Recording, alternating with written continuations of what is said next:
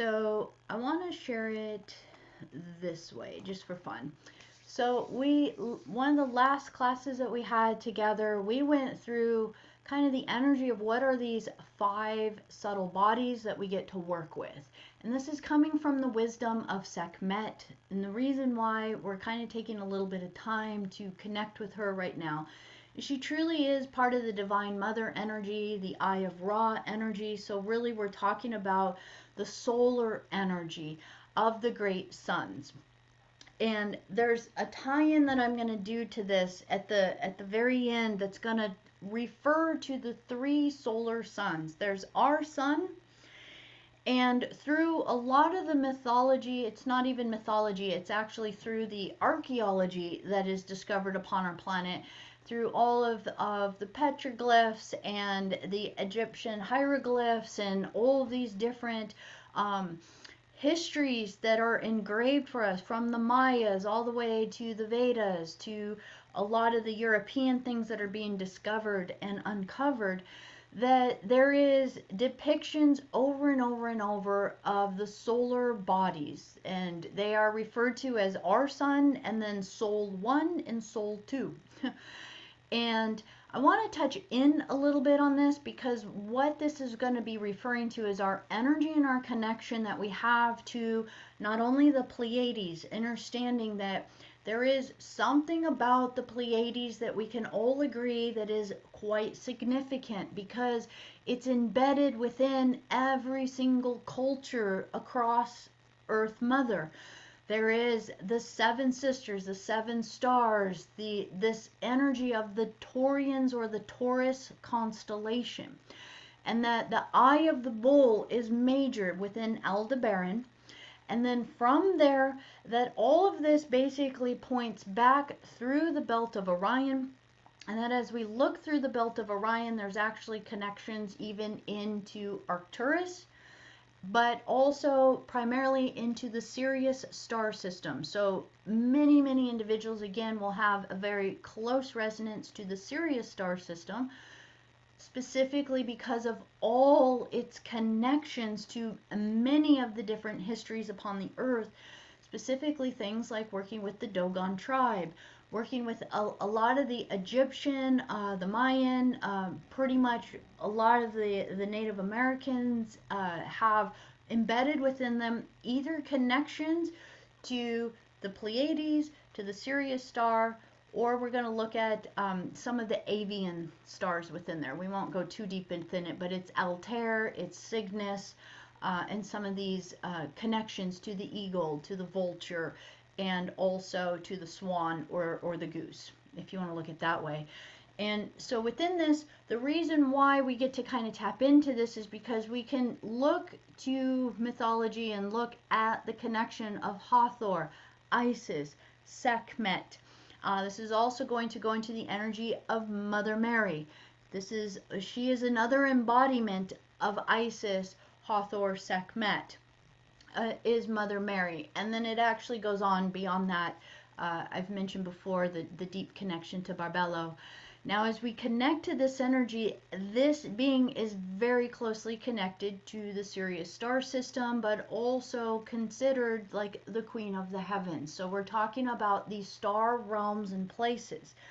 And the vibrational energy that the wisdom serves us to understand is that there is a lot of connection where the archaeologists will map, oh, well, this lines up with this star system, and this lines up with over here, and so this shows the journey of where we come from and who we are.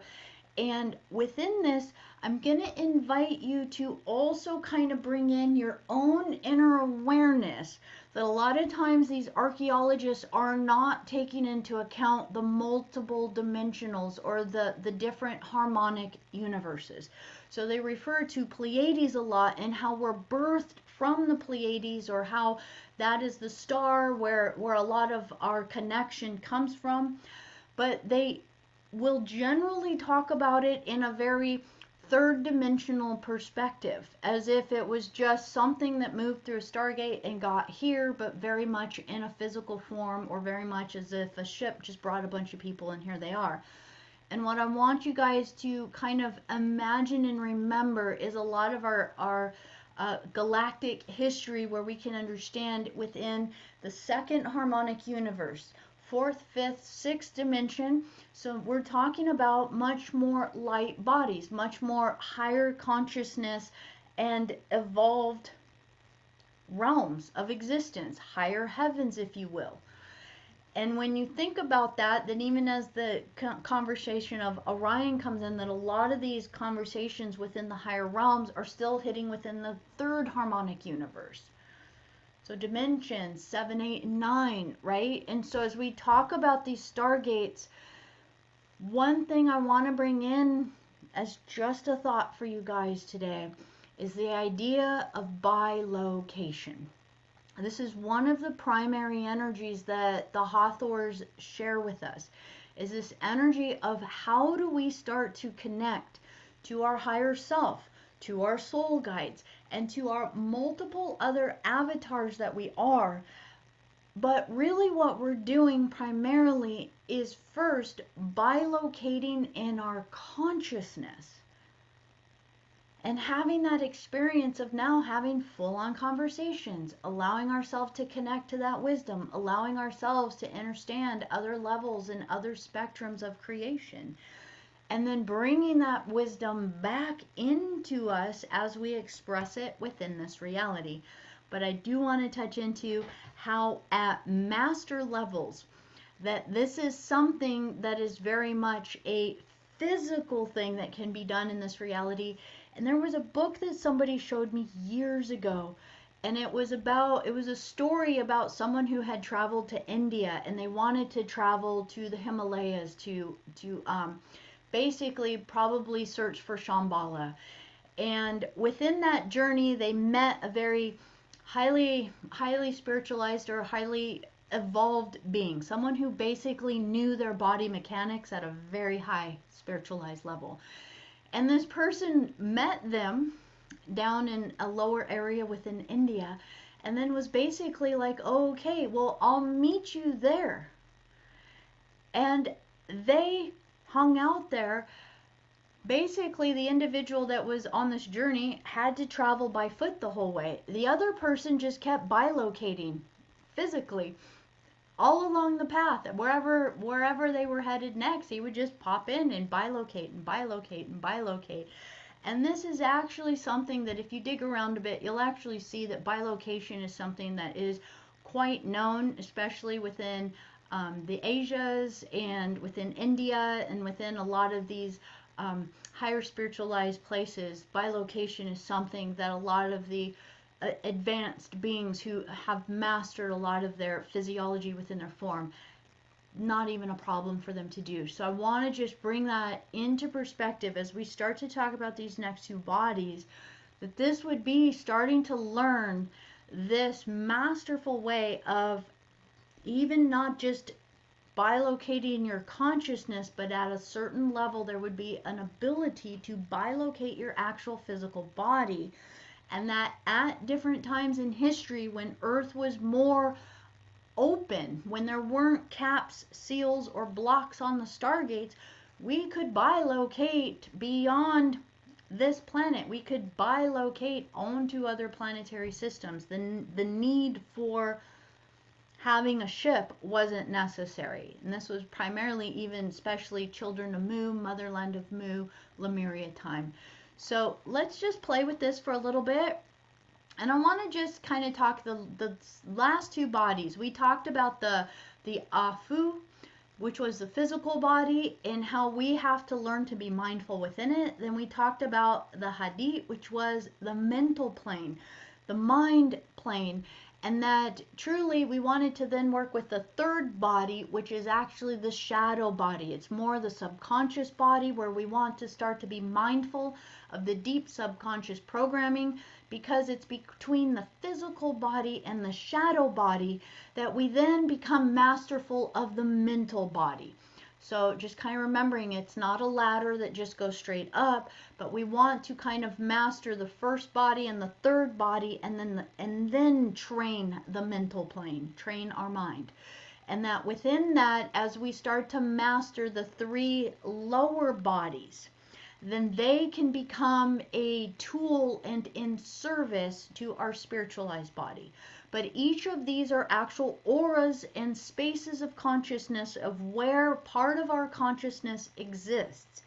And that the actual training that is presented through Sekhmet, through Isis, is how do we now learn to move between our bodies and strengthen these bodies as if we're working them out in the gym, becoming very aware of them, cleaning them, strengthening them, empowering them, so that when our soul transitions out of our body, specifically at the time of death of the body, that our consciousness is so connected to all 5 bodies that we actually are able to move our consciousness cleanly through the stargates without losing this energy of this lifetime, if you will, as if we just woke up from a dream and the dream just fades away. That's one of the best ways to kind of see at the time of death. If we have not developed our spiritualized body, it will die. It just withers away, and it's very similar to like when you wake up in the morning and you've been dreaming and all of a sudden you start moving, that dream just disappears. That's what happens to our spiritual body if we have not done the work in our waking lifetime in order to develop it. So now let's step into the next body. We're going to actually look at now, let me start here. The Ku, which is the magical body. So this is going to be the 4th body. So as we look at the Ku and the Sahu, these are the 2 subtle bodies. And the Ku is really the magical body. This is the place where our consciousness begins to develop our powers and all of the things within our life that we actually see as magical. Whereas the Sahu is really more made up of the conscious and the higher self-conscious. And it's really where we actually start to develop our spiritualized practices.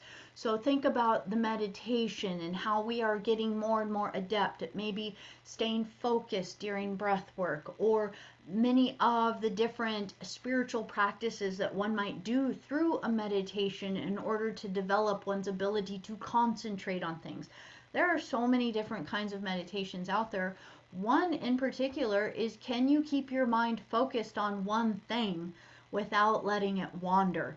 Very, very difficult. Sounds very simple, not so easy. So within that, as you kind of get the awareness of that this is Jedi training in a lot of ways. Can you move an object with your mind? Can you begin to like place your intentions into your day? How do you want your day to work out? One of the things that Joseph and I like to play with, because we watch things manifest in our reality just like this, but sometimes it's kind of like, oh, I wasn't even intending for that to show up. You know, it's like we'll be sitting and having a conversation and putting a lot of energy into something, and a day later it'll show up all over in our reality as someone else's kind of something, right? And I'll give you a silly example. Is we were kind of making a joke about how when we travel in our RV, that we could probably do really well if we towed a hot dog cart and sold hot dogs along the way, right? We were just kind of playing around with this idea because we actually had just heard of somebody that was making an exorbitant amount of money with hot dogs. So we just started joking about how if we towed a little food thing behind our RV, that we could actually probably do really well when we went to these places. And literally the next day, there's this little car towing a little hot dog cart. And, you know, it's these kind of things where if you can actually realize you have that very same power to really manifest that kind of stuff within your waking reality with the intention. But a lot of times we just kind of see it as this magical thing of that, just like, oh, well, that's a coincidence, and oh, that happens. And there is sometimes an energy within us that we go like, oh, well, you know, if I want to manifest something for myself, you know, like the mind will come in and start to think of all the reasons why oh, well, we'd have to do this, or this would be in a way, or maybe I can, or maybe I can't. And it's so interesting how if we are manifesting for someone else, or if we are just being light and free and joking about something, it'll happen. But the moment we start to get serious about it and actually start to many times manifest and, oh, this is what I want to call into my reality, this is where sometimes a lot of the shadow starts to come in, where we start to get to see our doubt of how magical we maybe do or don't feel within our life. Oh, that's beautiful that, yeah, you're watching that within, with watching that at work. So now as we get to look at this, we get to look at when our higher bodies are made conscious, a person will then start to live out two different realities simultaneously. This is the very first thing that starts to happen as we start to work with the Ku or the magical body, is that the first thing is that now you start to live within your spiritual realm of manifesting within the light body realm. And also at the same time, you're still existing within the physical reality. So there is almost a sense of we're living the mundane day-to-day life, but also at the other level, we're starting to interact with what they refer to as netters. Netters truly are a divine energy, a divine being. This is really going to be your guides, your guardian, or if you are working with a particular being, maybe you're called to work with Sekhmet or Hathor, Isis, Mother Mary. If you are, they become kind of like a guide for you. And that is one of the ways in which you can begin to get some of the training and the wisdom within this. So within this, we basically start to learn to become the magician within our life.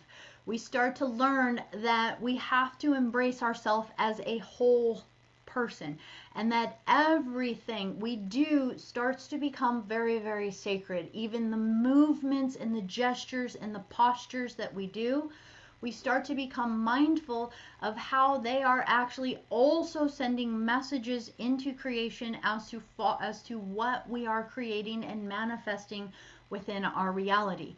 So as we begin to work with this, this is really about a spiritual practice where we begin to look to our psychological, our psychophysical, and our psychospiritual methods as different levels of consciousness. So we start to acknowledge all of these different levels as legitimately creating our reality around us. Therefore, it is very much how we have said before, that it's actually the outer bodies, the mental plane, the emotional plane, that those thoughts that exist within the outer subtle layers of our auric field are what are holding the projections that are manifesting the realities within our physical realm. And so this is how we start to get to work within this energy. That when we start to learn to integrate our physical body, our conscious mind, and that aspect of our shadow body, when we begin to really integrate all of them together, we start to feel ourselves becoming a different kind of human. That when an individual does not spend time doing this, they truly are something within specifically this book. It is referred to as just being a base human, almost just kind of on autopilot, someone that just acts and goes through the motions without any cares or understanding as to why they're doing what they're doing. They're saying that when there has been no effective work at all, no integration of body and mind, no exploration of the unconscious, then the person sleepwalks through life and is human only in form and potential. So basically they're saying that this is how many of the higher dimensional realms really see a lot of humanity, as just sleepwalking. As basically they're human, but just human in form, almost like just sleepwalking humans that have potential, but it's potential unrealized. and that potential has to have actual intention behind it and devotion in order to begin to actualize the magic we can live within our life. That the coup is very silent and unmoving, and that it lies inert. So it's saying that this magical body that we have, it's actually dormant until we begin to put our focus and intention on it. It basically is in kind of an inactive state within our life until we begin to awaken it. And so it goes on to say that again, that we just basically are asleep in the dream until we begin to wake up to the fact that this is like a dream that we can begin to recreate as if it's a lucid dream. How do we want the dream to be? New dream now. So within this, it just continues on within this. It really goes into how it's really important to have a sense of devotion, to have a sense of really seeking guidance, that we want to step out of our ego, that we got this, we can do this on our own, that there is a sense of surrender to our higher self, surrender to, say, the guardian races, to Creator, if you want to connect to Earth Mother and the infinite intelligence of the universe, that it really is of great benefit to us to actually connect to some sort of guide to lead us into responsibility to what we are doing, so that it's not just some haphazard thing that we're doing, and that we don't just keep stumbling, but there is a level of purpose and guidance to what we're doing. So this is where we have that invitation all the time. Connect to your higher self. Surrender your ego to your higher self to be in service to the law of one mission, to be in service to your greatest good that you can be within this lifetime. They're saying that if we do not do this, if all work on the less subtle bodies is neglected, and if they should be sufficiently misused, then the person does spiritually die, and the coup no longer even dreams the essence of the myth. And this is heartbreaking to me when I even hear this, because we've talked quite a bit about how part of our gift in this reality is wake up to the fact that we are part of creation, and that as part of the divine Sophia, as part of the divine mother, that one of the gifts that we can be is to wake up in the dream and to surrender ourselves in a way to co-create the dream with her. That the whole way that we are of being of service truly is to incarnate into this reality, wake up, and then realize that we are so powerful that we can literally recreate this reality through our intentions. So how do you want to now allow the divine Sophia to flow through you and utilize this vehicle, this divine beautiful body and consciousness that you have, as creating the dream? And the reason why I say surrender is because truly from our ego, we have no idea what the greatest good of all creation is.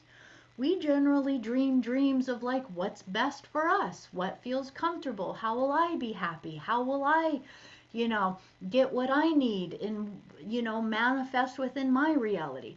Generally, when we first start to awaken or begin our introspection within ourselves, we can really truly see that a lot of it is still quite self-serving about our reality. And that when we start to say, okay, I have this dreaming ability that creates magic in this reality, what if I surrendered it to the infinite intelligence of creation of which we are a part of, in order to actually begin to commune with the higher councils, commune with your higher self, commune with your soul guides, so you get that higher perspective of truly what is the evolution of where humanity is working. And they were even saying that basically that if one remains asleep, or that the spiritual body is misused, that basically more of that same life is going to just occur and be lived over and over, and that it'll pretty much be the next lifetime that an individual exists within. So now, as we now move into the spiritual body, so that was like the magical body, the place where we begin to see our psychic gifts and capabilities. It's truly the magical body is the place where you start to realize that your intentions and your thoughts and the way that you are moving energy through those intentions and thoughts has the ability to do alchemy and actually manifest things within reality. That you are the magi, deep, deep within. So next we look at the Sahu, which is the spiritual body. It is the most subtle, but this is the realm where the great masters live, if you will. This is the spiritual body. Is, say, when we talk about the out-of-body experience or doing lucid dreaming, and we talk about the perspective of saying higher self now, higher mind now, or inward now, or higher guide now. And we can, and I will invite you to actually read, if you haven't, William Buhlman's book on Journeys Beyond the Body, I believe it's called. It's on audiobook. It's a really just beautiful way to get to see a different perspective of the multidimensional planes. And he talks beautifully about how the more and more he wanted to explore and expand, he kept just going inward more now and inward more now, and each time it was a more subtle realm and an even higher level of consciousness, till he actually connected to this one individual that it was almost so intense for him to be connected to this individual. And he was like, oh my gosh, you must know everything in all creation.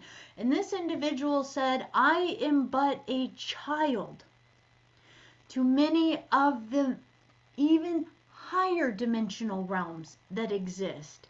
And that even from all of the things that you think that I have all of these masteries of, and masteries of moving with thought, moving like what we would think of as an ascended master, truly bilocating, the ability to manifest out of thin air, just being in these light realms, right?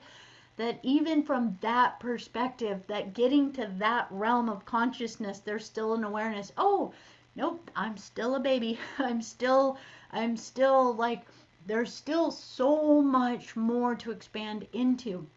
And so when we think of our spiritual body as far as being in this physicality, it's truly our level where we are starting to connect to the Kadistu realms, if you will. So the angelic realms, the architects, the blueprinters, the designers, those that are truly the guardians of creation. When we talk about the higher councils and the guardian races that exist within the higher dimensional planes, we are now starting to connect to the realm of spiritual body.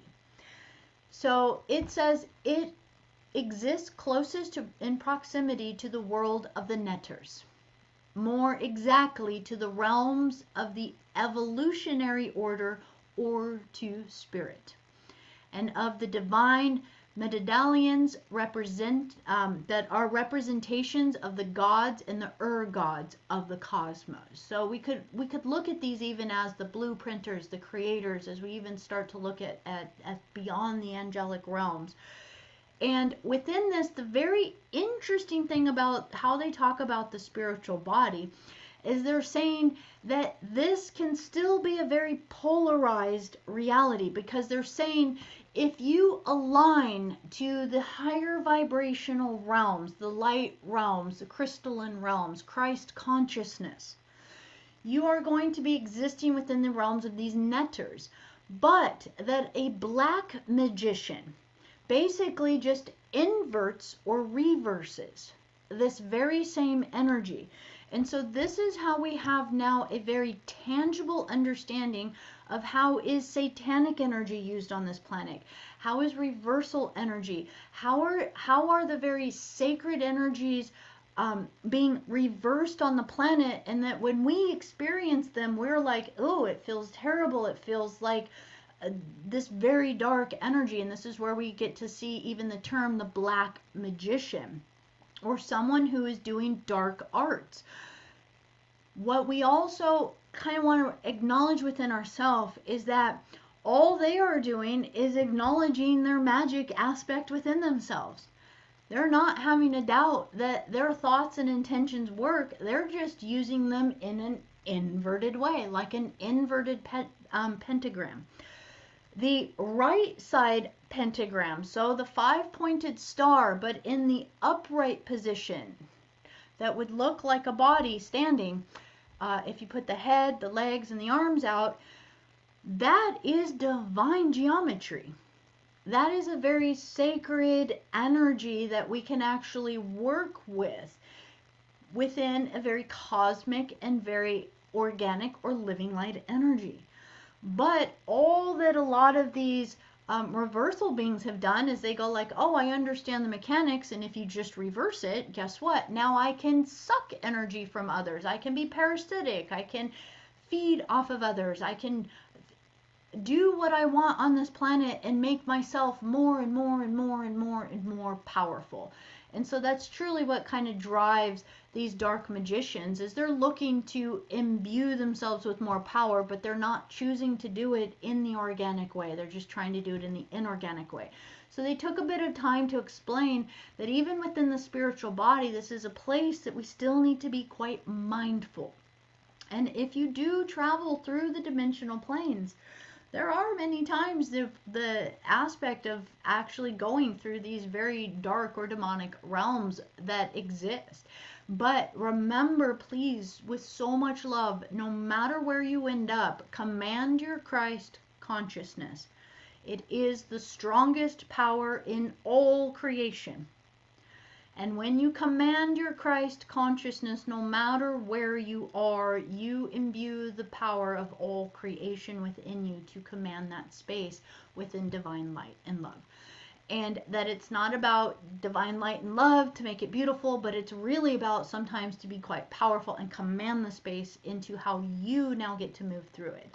So now as we work with this, we're going to look at, this is primarily the realm in which you start to really connect to your guides and your guardians. And that through their representations, they reveal themselves gradually to us through this. This is a very subtle realm. This is a place most people get very, very frustrated. They'll feel that little bit of connection and it'll feel so good. It'll feel yummy. It'll feel warm in the heart. It'll feel like, oh my gosh, I now have all the answers to why I'm here. And then the next day, it feels like, where did it go? Why? What am I doing? Why am I here?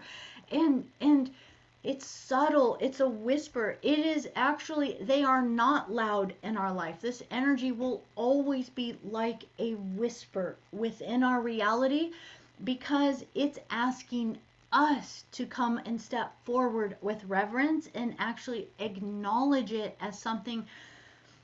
This is again how it shows that they're never going to do anything for us.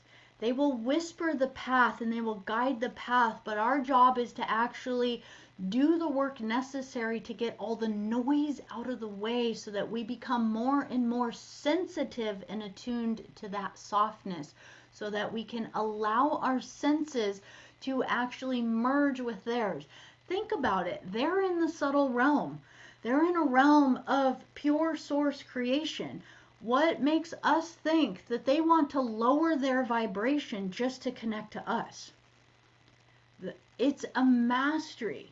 You don't go to university and then ask the professor to dumb down the message to second grade, third grade, fourth grade levels of teaching.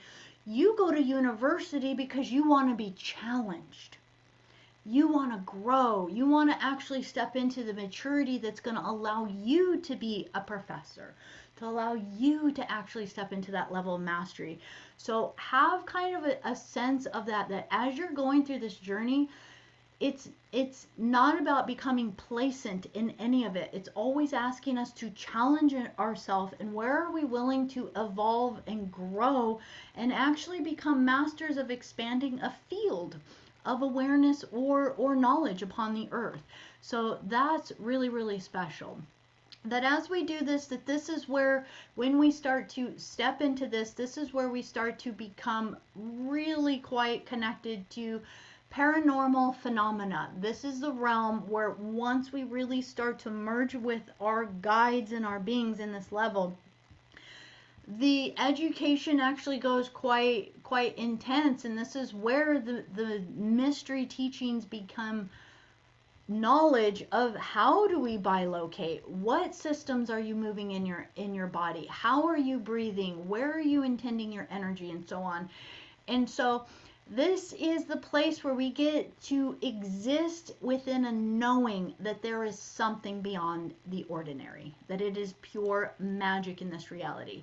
So as that, just moving through here, it again just continues that as the spiritual body is above all an adept and self-regulated movement along the continuum of consciousness, becoming eventually able to experience states of consciousness which otherwise can only be given by the netters. So it's saying at a certain level, you start to have so much movement within you that you begin to really connect to this energy that otherwise you wouldn't be able to experience unless it was shown to you. And a way we get to understand this in this earth plane is we might be going through something, and then imagine when you're like working on a project and you're struggling with it, and all of a sudden somebody who's really got some great wisdom or some advice in it comes in and says, hey, well, have you looked at it this way? Have you done it this way? And all of a sudden it's like it opens up this whole awareness of like, oh my gosh, I didn't even know that was possible. I didn't even know that existed. And all of a sudden a whole new world gets opened up to you. And we experience that a lot as we are remembering our memories. It just keeps feeling that every new memory is like, I didn't even know. Now it's kind of like I have to go to the drawing board all over again to experience this. So this is really the powerful way. And what it's saying is that this really kind of functions through our kundalini. So our sacred serpent energy that works through us. And that as it does, this is about building our energy system. It takes a significant amount of energy to be able to bilocate, to move through stargates, to utilize massive intentions that holds intentions for larger and larger fields of this reality. And so what we're doing is we're building up our nervous system within our body. We're creating space within our cells and allowing our entire physiology to continuously adapt to hold more light within us, so that this light is power. As more of these photonic energies and the neutrinos flow through us, we now have the ability to emit more power, like a power generator or a cylinder of light that is emanating out this energy. So think of that the work that you are doing, yes, it's amazing to connect to your guides. Yes, it's amazing to start to have that greater awareness to what you're doing. But there's also a sense that you are becoming a conduit upon the planet that is actually creating an attunement for others. So even if you're working at a job where you feel like, oh, there's nobody here I can have these conversations with, or, you know, it's just a regular job. When I go home, I'll do my spiritual practice. No, not at all. If you are working in some kind of practice, or if you are working in a service industry, any kind of ways in which you are even doing a mundane thing, all of those beings that come into your presence within your auric field, they won't maybe know what it is, but they're getting an upgrade. They're all of a sudden going ting, ting, ting, ting, ting, ting, ting, and all of their light codes and their DNA through the nervous system is reaching out and connecting with you, and you are being like an ascended master, if you will. We're not being ascended masters, but I just want to use it as an example of how when people will sit with an individual and they will feel their vibration so that they can get the awareness of what it's like to have that. People will sit in your awareness and might feel peace, tranquility, as though all of a sudden everything makes sense, or their nervous system calms down. They're going to subjectify whatever they're experiencing based on what's going on in their life, right? But really what's happening is they're tuning into your nervous system. And your nervous system is now at a sense of being very powerful. It's going to be very calm because you're actually managing your power with neutral, compassionate love and compassion, right? And as you're holding that solid state, you now become that attunement for others where they start to feel self-regulated and at peace within themselves, and potentially start to ask questions of how can I have more of this. This energy of the Sahu, or our spiritual body, truly is our soul. It is very much where our soul sits. So this is where we basically start to really connect on a soul level with our soul family. So as we look at this, that this is again where we are now realizing that once we've developed the magical body and the spiritual body, it must be integrated into the mental plane, into the subconscious plane, and also into the physical plane. We are then learning to become masters of merging and living simultaneously 5 bodies in one, is what this beautiful energy is. And so it's basically, they're saying that you stand at one time in 5 worlds. And this is where you really start to feel yourself living in multi-dimensional reality simultaneously, and how you can be a master of this energy truly by just your intention of focusing on it. Now, I wanted to touch into a couple of other things with you guys very quickly. And one of the things that I actually wanted to touch on, let me see if I can actually pull this up over here. What I wanted to show is, let me see if I can go through history here. And I'm not going to play the sound on here. I'm just going to move it through very quickly.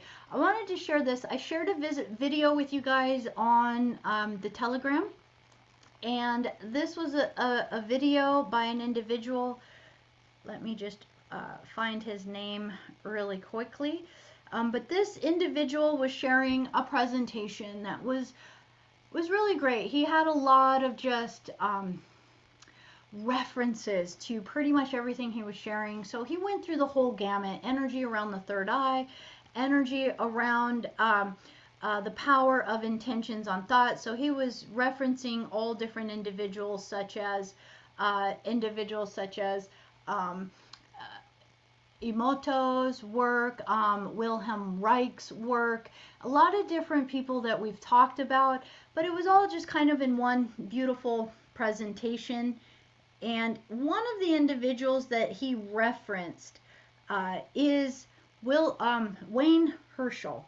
And so, I don't know, he kind of stood out to me as someone I wanted to kind of tap into. So I went onto his website. And one of the very interesting things around here, let's see, Trevor Grossi. So this is someone, Leo introduced to me. I'd never heard of this individual, and he introduced this individual to me, and I was like, oh, amazing. Just so much love for all the work that he's done, to all of the research, all of the graphs, all of the things he's done. I will say there is a little bit of an energy that I feel many times that they do kind of look at a lot of the historical references and things, but still more from not as multi-dimensional or harmonic universe perspective. And that's just kind of my personal energy and take on it. And so as you listen to all of it, allow yourself, if you choose to listen to it, but as you do, amazing individual. You know, it'd be awesome to even get to have a chat with him, just because he has so much wisdom about all the intricacies of our pineal gland, all of the ways in which it has these correlations to different systems within our body, and the Christ oil that it emits, and how it's used as the awakening for how we start to step into higher dimensions and awarenesses. And so, as he mentioned, this particular being right here, this being had a near-death experience. And his near-death experience made him start getting curious, because there was something that he saw within there.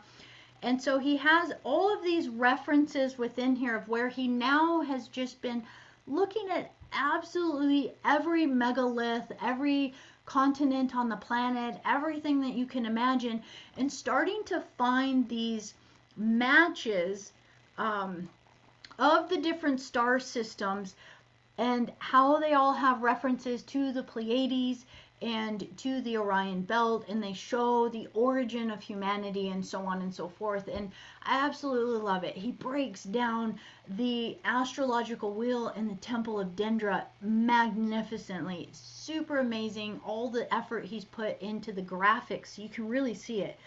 Now, this is where I was getting that energy too, where he maps out so perfectly. I'm just going to see if I can find it. This is like a 2-hour video.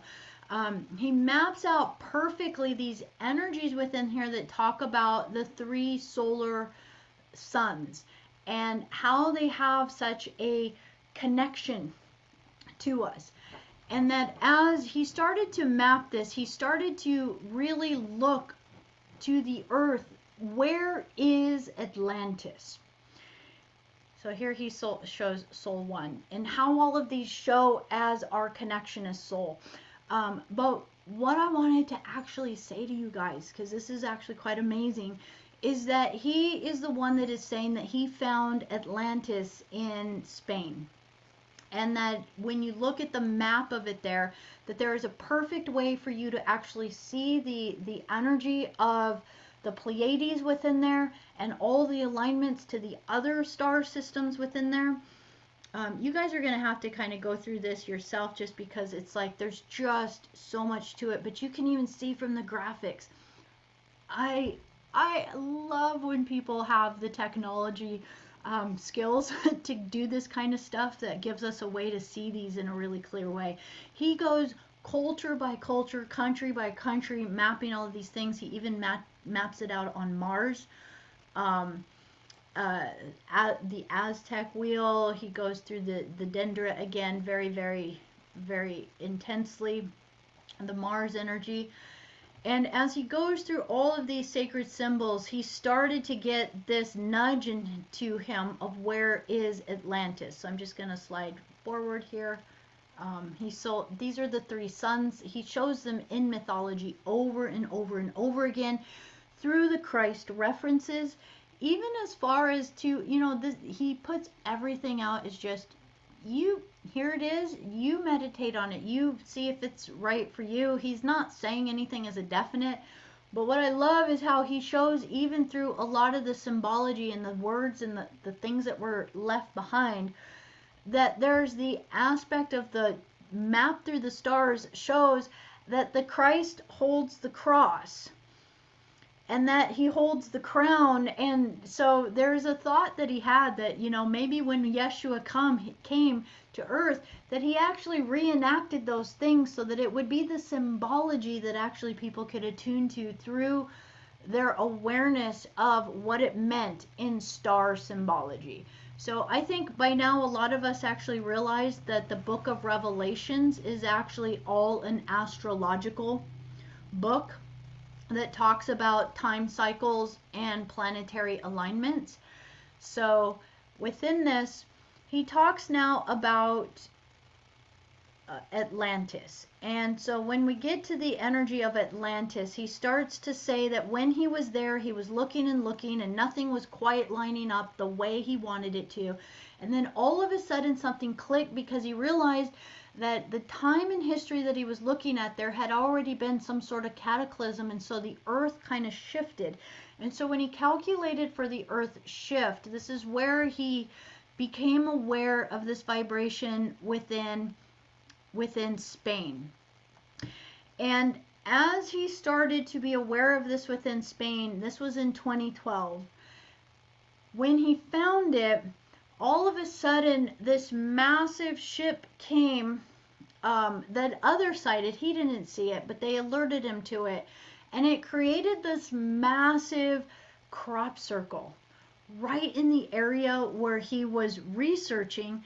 And I'll see if I can find it. He goes into the whole energy of the swastika and its sacred symbol to the pinwheel galaxy. There's another thing in here. Here we go. There's another thing in here that I actually want to go deeper in with you guys, because he's brought me a little bit more to an awareness. We've talked a lot about the mystery of the rose, or the sacred teachings of the rose. And what I'm actually getting to realize is that there is a constellation or a nebula that is referred to as the pink rose or the red rose. And so therefore, I really think that when we're talking about Mary Magdalene, Mother Mary, and these sacred rose lineage teachings, that, it's actually referring possibly to this other sector within the universe.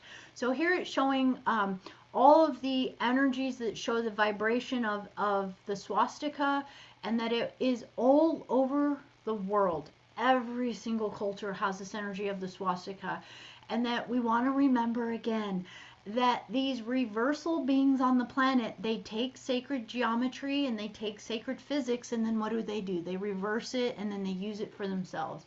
So it is incredibly unfortunate that the swastika has become so bastardized because of the way it was used inappropriately during World War II. And so now it's something that most people think very quickly that you're a very bad person if you even talk about it.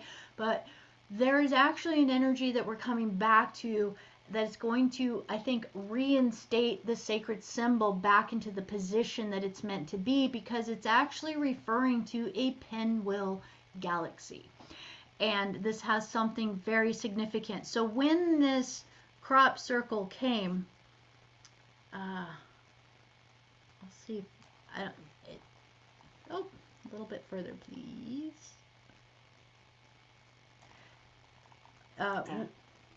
This cause.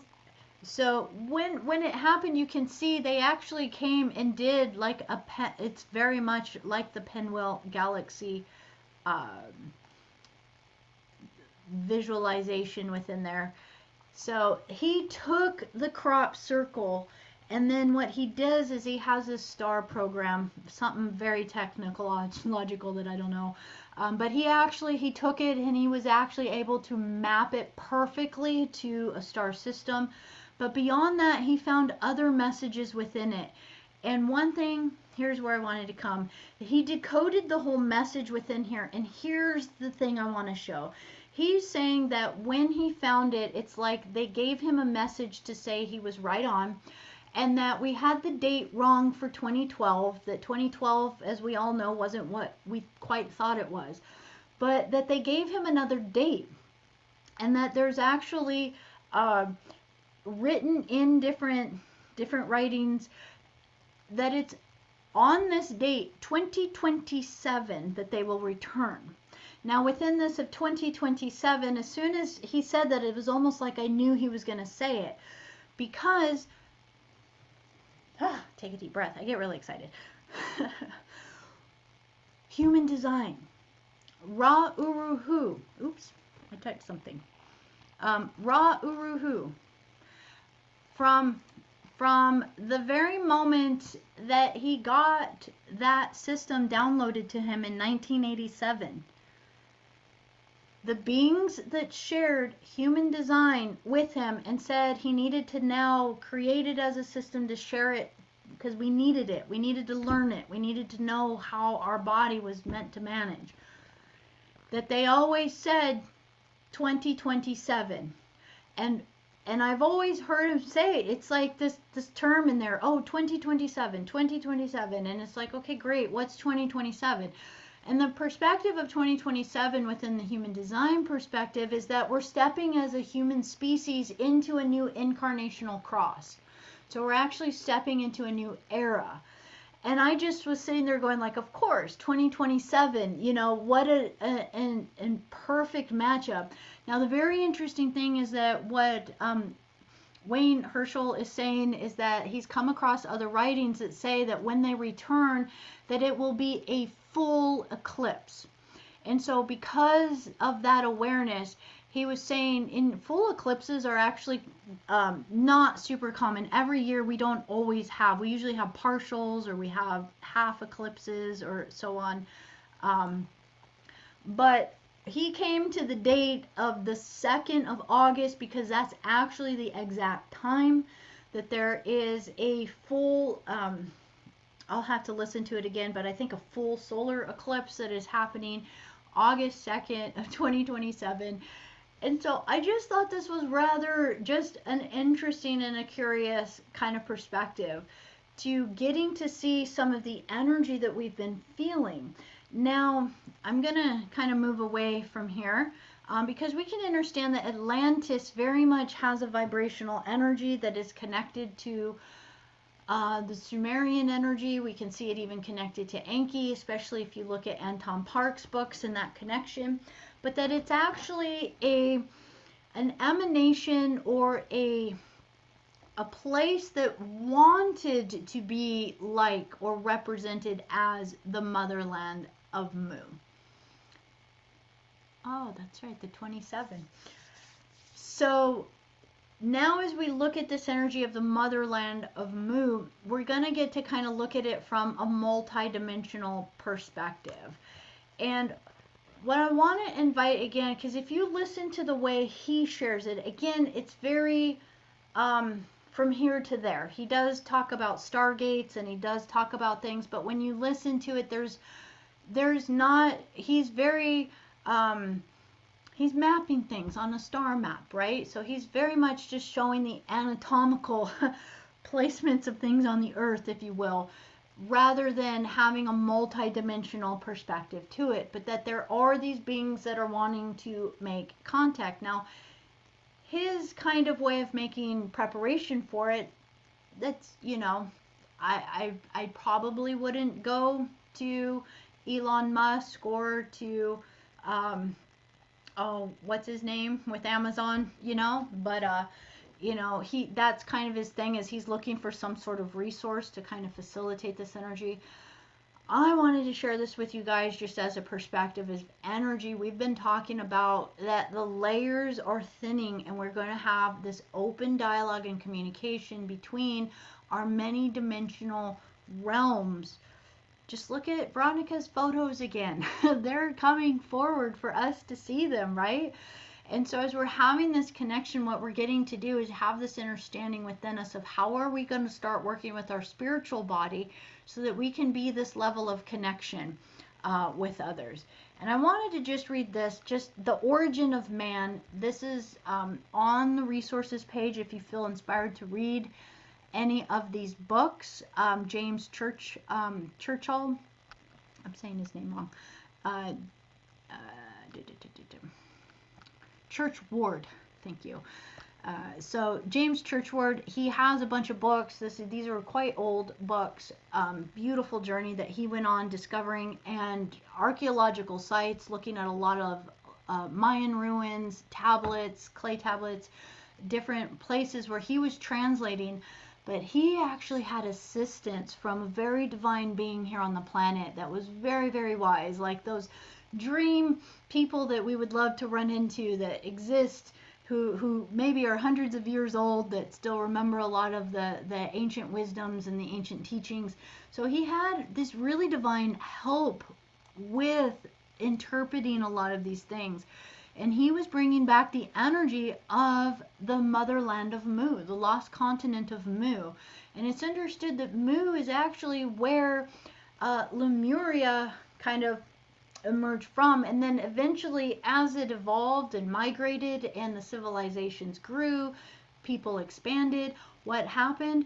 People began to migrate and create. And as that happened, then, you know, Atlantis eventually emerged out of this teachings.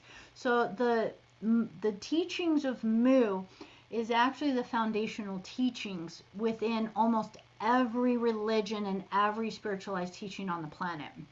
And so if you read through, you'll actually get to kind of see how that matches. So I want to read this. He's saying, for those who have not read The Lost Continent of Mu, a short synopsis of its contents is as follows. The land of Mu was a large continent situated in the Pacific Ocean between America and Asia. Its center lying somewhat south of the equator. Basing its area on the remains which are still above water, it would have been about 6,000 miles from east to west and about 3,000 from north to south. All the rocky islands, individually and in groups, scattered over the Pacific Ocean, were once part of the continent of Mu. About 12,000 years ago, cataclysmic earthquakes really shook Mu asunder. She became a fiery vortex, and the waters of the Pacific rushed in, making a watery grave for a vast civilization and 60 millions of people. The Easter Islands, Tahiti, Samoas, the Cook Islands, the Tongas, the Marshall Islands, Gilbert, Caroline, the Marianas, Hawaii, and the Marquesas are all pathetic fingers of the great land that once was standing, and they are the remnants today as sentinels to a silent grave. So for those of you that have ever been connected to even the Pacific Islands, any of the Polynesian cultures in this, there's a great resonance, especially within the Hawaiian Islands, where you can actually feel a lot of the crystalline pyramids and energy that are full on. You know, I've remote viewed, I've been pulled into it before I even know what remote viewing even was, but I've had the guardians really pull me in and show me where they were under the ocean. And I was like, oh, this is amazing. I was so young at the time. I was all like, oh, it's so pretty. I didn't really know what I was looking at. But they were saying that this existence of this great continent is confirmed by the Nakal tablets, the books, the writings, the inscriptions, and the legends found in in India, China, Burma, Tibet, and Cambodia. Ancient Maya books, inscriptions, symbols, and legends found in the Yucatan in Central America. The remains, inscriptions, symbols, and legends found among the Pacific Islands, stone tablets found in Mexico near Mexico City, cliff dwellers, writings, and inscriptions found in the western North Americas, books of old Greek philosophers, books and writings of the ancient Egyptians, and legends throughout the world. So it's really amazing, because if you actually go through his books, it's quite astounding how much research he did at a time where he actually had to physically go, he had to dig up, he had to like really work with hunting through libraries and through the energy to find. I was going to see if I could find even the year on here. I forget. I want to say like the 20s or something. That he has in here, but he has incredible maps. But primarily the thing within here is that he has glyphs after glyphs in the sacred original writings, and the ways in which the philosophy was of the motherland of Mu. It was all of her children were considered the children of the sun, and this is where there's actually deep connections within these too when you start to think of Isis. Or, you know, he actually shows the clear correlations of the beings that we know and refer to as Isis as truly just these divine feminine beings, that they were the Eye of Ra. They were the keepers of the wisdom of the sun, the solar deities. So the cosmic father, right? So if you go back to that video that we were looking at and you see those three suns within there, what I want to do is keep dispelling everything in between. We can see it through this mythological point of view, but now we can see it as actual placements within the stars. But it's not just physicality. It's not just like we're going to get in our spaceship and travel from here to there. Although many of the petroglyphs and many of the hieroglyphs and things like that actually do depict many beings, especially when you look at a lot of the Hindu and the temples in India. Amazing. If you guys ever get the chance to just play with Praveen, I don't know if this is going to be the guy that I'm looking for. I don't know. Yes. If you ever get a chance to just go through his YouTube page, one, I love his voice. He's so fun to listen to. This man is, want to give him a big hug. He's literally been impassioned to travel all of these ancient temples, but he goes in there and just questions them. He goes and looks at everything within them and starts to look at things, and he also has these really cool technology or skills with the way that he works with the computer, so you can see how things line up.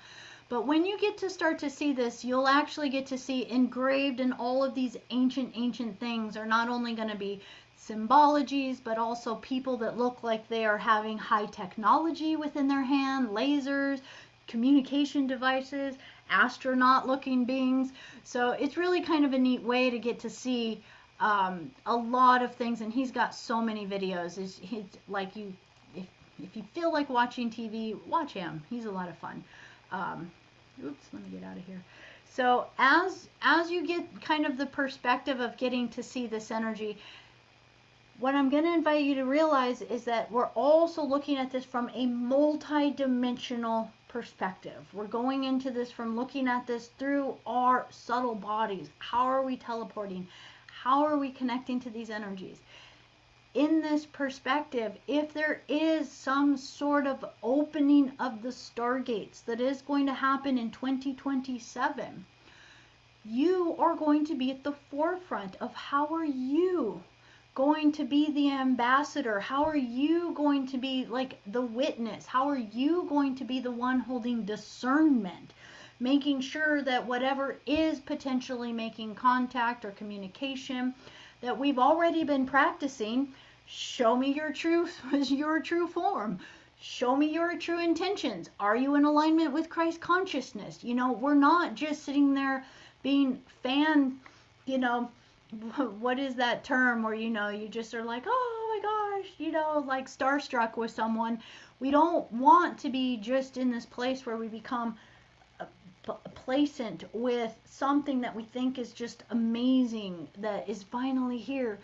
We want to make sure that we are still holding our discernment. Hold your power, that you are no less than, but also no more than, right? So we want to make sure that whatever we are creating the space for our new dream to be, that we are still checking everything in our reality that enters into it.